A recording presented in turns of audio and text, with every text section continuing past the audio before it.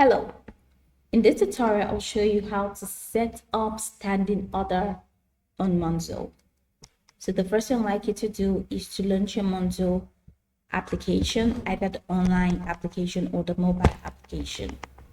Now once you do that, the next thing I would like you to do is to, of course, learn how to create an account if you are new to Monzo. Here's how you can go about that.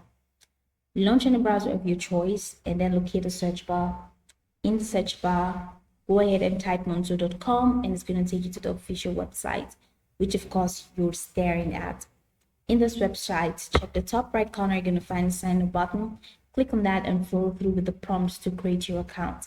Now, I'd like you to know that Monzo is restricted to UK residents only. So if you're not in the UK, you're going to have issues creating this account.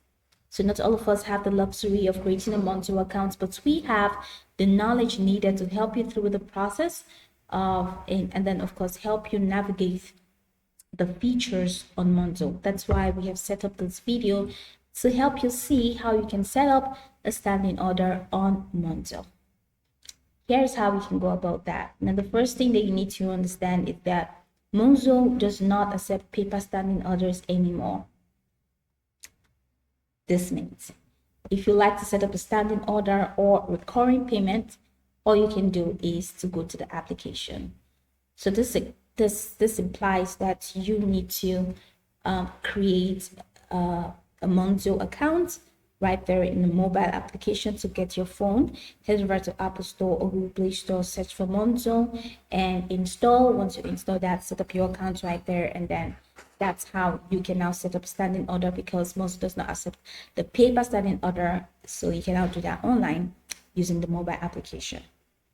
So once you get to the mobile application, right there on your home screen, all right, you are going to find the payment icon, which is at the bottom of your screen. So click on the payment icon, and once you click on the payment icon, you're going to see a couple options. One of them is schedule. So click on schedule.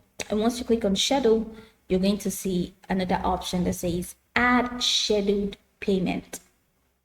So once you click on add scheduled payment, then you're going to have to enter in the amount, enter in the date, and that's just all you need to do. The further steps or the further instructions after these are self-explanatory. So just pull through with the process and you'll be good to go. So this is pretty much it. Tap payments, click on schedule, click on add scheduled payment, add your the amount, all right, and then confirm the date, and then you're good to go. So you can go about this tutorial from top to bottom to get acquainted with the steps. And once you're done, be good to go. I hope this video marvelously helped your search.